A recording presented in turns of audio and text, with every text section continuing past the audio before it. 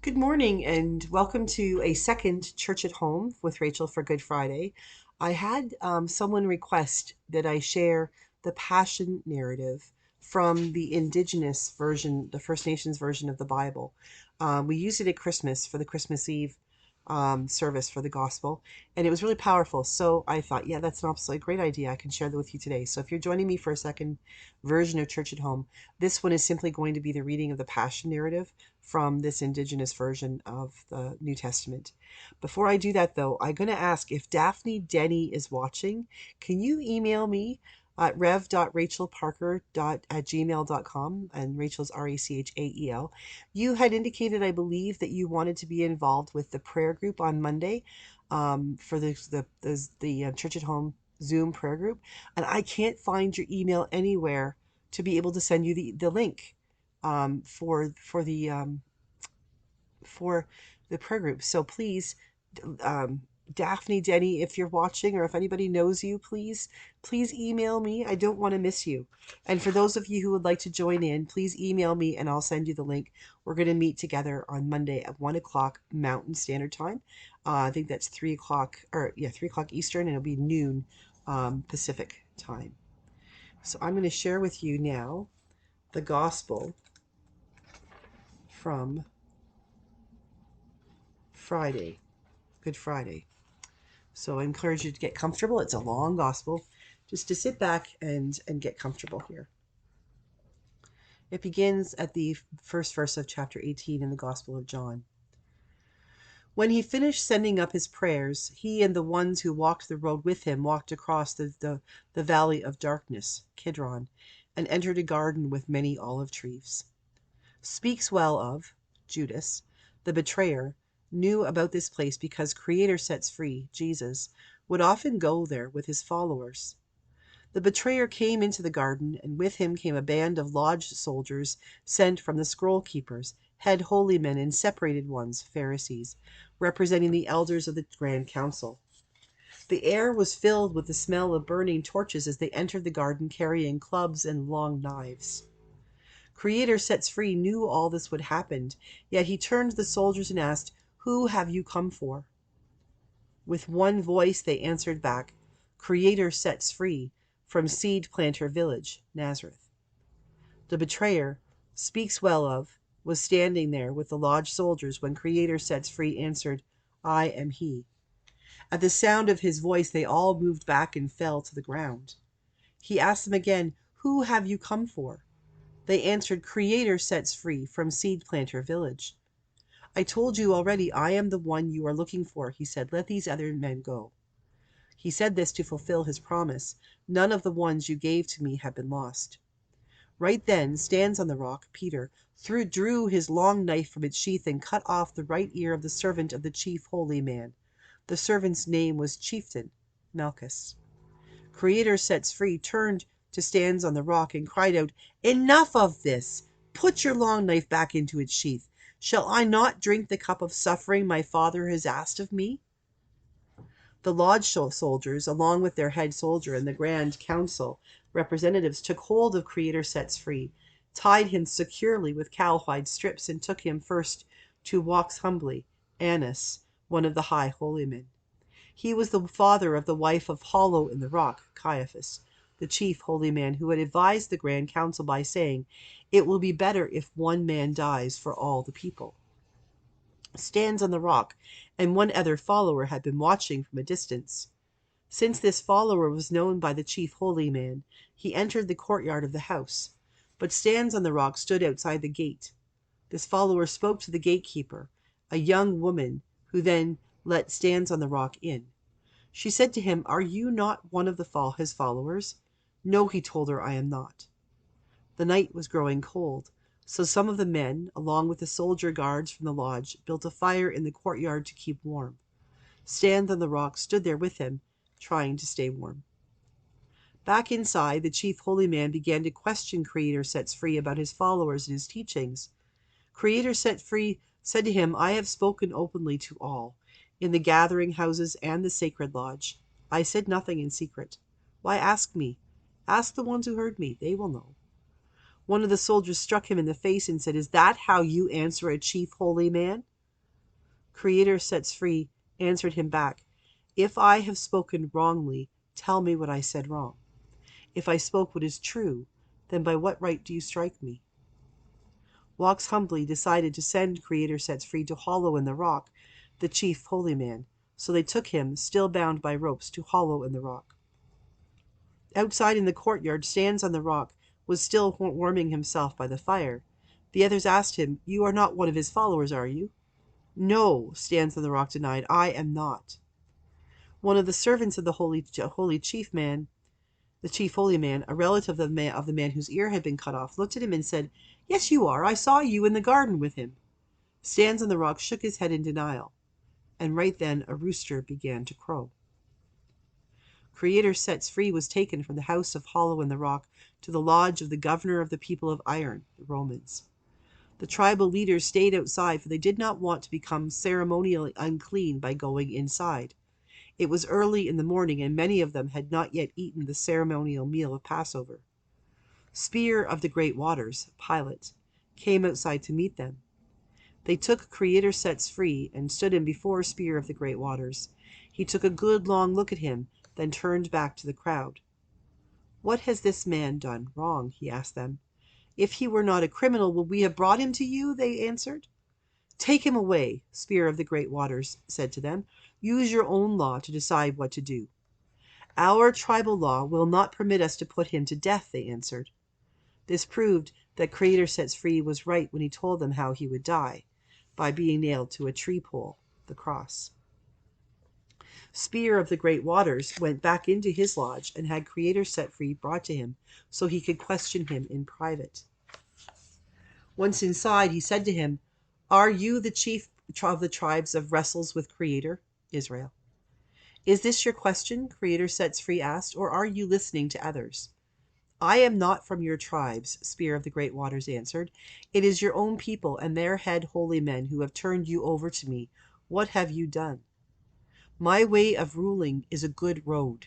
It is not in the ways of this world. If it were, my followers would have fought to keep me from being captured." "So then you are a chief," he said back to him. "It is you who have said it," Creator Sets Free answered. "I was born for this and have come into the world for this purpose, to tell about the truth. The ones who belong to the truth will listen to my voice." Spear of the Great Waters shook his head and said, "What is truth?" Then Spear of the Great Waters went outside to the tribal leaders and said to them, "I find no guilt in this man. By your own tradition, we set free one criminal during your Passover festival. Do you want me to release Creator Sets Free, your chief?" "No, not him," the crowd roared back. "Release son of his father, Barabbas." Son of his father was a troublemaker who had caused an uprising. Spear of the Great Waters turned Creator Sets Free over to his soldiers to have him beaten. The soldiers twisted together a headdress from a thorn bush, pressed the thorns into his head, and wrapped a purple chief blanket around him. They bowed down before him, making a big show of it, and kept mocking him, saying, "Honor, honor to the great chief of the tribes of wrestles with Creator." They took turns hitting him on his face until he was bruised and bloodied. Spear of the Great Waters stood before the crowd again and said, "I bring to you the one in whom I have found no guilt." Creator Sets Free was brought forward, blood flowing from his bruised face. He was wearing the headdress of thorns and the purple chief blanket that was wrapped around him. "Behold the man," Spear of the Great Waters said to them. "Take a good long look at him." The crowd stared at him in stunned silence. But then the head holy men and the lodge guards began to shout, "Death! Death on the cross!" "Then take him and kill him yourselves," Spear of the Great Waters said to them. "I find no guilt in him." They answered him back, "Our law tells us he must die, for he has represented himself as the son of the Great Spirit." When Spear of the Great Waters heard this, his fear grew stronger, so he took Creator Sets Free back inside his lodge. "Who are you, and where are you from?" he questioned him. Creator Sets Free stood there and remained silent. "Speak to me. Do you not know I have the power of life and death over you? I can have you killed, or set you free?" He warned him. "Have you nothing to say?" "The only power you have is what has been given you from above," he answered. "The ones who turned you over to me carry the greater guilt." Spear of the Great Waters tried harder to have Creator Sets Free released, but the people would not have it. They stood their ground, saying, "If you release a man who says he is a chief, you are not honoring the ruler of your people. For anyone who claims to be a chief challenges his power." When Spear of the Great Waters heard this, he took Creator Sets Free and went to the Stone of Deciding, called Gabbatha in the tribal language, and sat down. It was now midday on the day of preparation for the Passover festival. He brought Creator Sets Free before the people and said, "Here is your chief." "Take him away! Take him away!" the crowd shouted with one voice. "Nail him to the cross!" "Would you have me nail your chief to the cross?" he asked them. This time the head holy men answered back, "We have no other chief than the ruler of the people of iron, Caesar." Spear of the Great Waters then turned Creator Sets Free over to the soldiers to have him put to death on a tree pole, the cross. So they took him away. The cross was an instrument of torture and terror used by people of iron to strike fear into the hearts of any who dared to rise up against their empire. The victims' hands and feet would be pierced with large iron nails, fastening them to the cross. The victims would hang there, sometimes for days, until they were dead. This was one of the most cruel and painful ways to die ever devised by human beings. The soldiers placed a wooden crossbeam on his back and forced him to carry it to the place where he would be executed. Creator Sets Free carried the crossbeam to the place of the skull, which is called Golgotha in the tribal language. There they nailed his hands and feet to the cross, along with the two others, and placed his cross between the two of them. Spear of the Great Waters fastened a sign to the top of the cross, where they attached the crossbeam with these words written on it: "Creator Sets Free, from Seed Planters Village, Chief of the Tribes of Wrestles with Creator." This was near Village of Peace, Jerusalem, so that many of the tribal members could read it. The sign was written in Aramaic, their tribal language, but also in Latin and Greek, the languages of the people of iron. The chief head holy men and the tribal leaders said to Spear of the Great Waters, "Do not write chief of the tribes. Instead write, he said he is chief." But he answered, "What I have written will stand." The soldiers stripped his clothes from him when they nailed his hands and feet to the cross. They tore one of his garments into 4 pieces, one for each guard. The long outer garment was woven together into one piece. So they said, "Let us not tear this. We can draw straws for it." This gave full meaning to the sacred teachings that said, "They divided my clothes between them and gambled for my garment." This is what the soldiers did as they kept watch over Creator Sets Free. Standing near the cross was Bitter Tears, Mary, the mother of Creator Sets Free. She had come to see him along with her sister. 2 other women also came with her: Brooding Tears, Mary, the wife of traitor Clopas, and Strong Tears, Mary from Creator's High Lodge, Magdala. He Shows Goodwill, John, the much beloved follower of Creator Sets Free, was also there with them. When Creator Sets Free looked down and saw them, he said to his mother, "Honored woman, look to your son." Then he said to his follower, "Look to your mother." From that time, the follower took Bitter Tears into his family and cared for her. Creator Sets Free, knowing he had done all the ancient sacred teachings had foretold, said, "I thirst." There was a vessel of sour and bitter wine standing nearby. One of the soldiers dipped a cloth in it to soak up some wine. He wrapped the cloth around the tip of a hyssop branch and held it up to the mouth of Creator Sets Free. He then tasted the bitter wine, turned his head to the sky, and cried out loud, "It is done." He then lowered his breath to his chest, and with his last breath gave up his spirit. Creator Sets Free was dead. Soon the sun would set, and a special day of resting would begin, when no work could be done. It was time to prepare for this day, so the tribal members asked Spear of the Great Waters to have the legs of the men on the crosses broken, which would make them die sooner. Then they could take the bodies down and prepare them for burial. The soldiers came and broke the legs of the 2 men on each side of Creator Sets Free. When they came to him, they saw he was already dead. Instead of breaking his legs, one of the soldiers took a spear and pierced his side. Blood and water flowed out from the wound. The one who saw these things with his own eyes is telling the truth about this, so that all will believe. This was foretold in the ancient sacred teachings that say, "Not one of his bones was broken," and they will look upon the one they have pierced. He gets more. Joseph, from High Mountain, Arimathea, a man with many possessions, was a follower of Creator Sets Free, but in secret, because he feared the tribal leaders.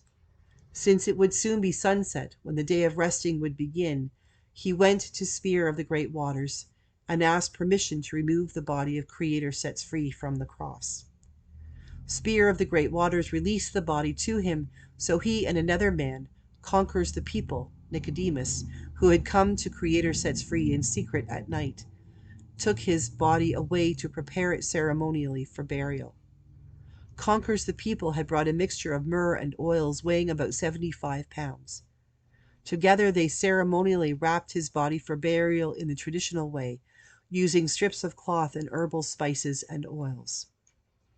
So, because it was the day of preparation for the Passover festival, the day of resting was about to begin, they laid the body of Creator Sets Free in a nearby burial cave that had never been used, and then returned to their homes. The Passion of Christ.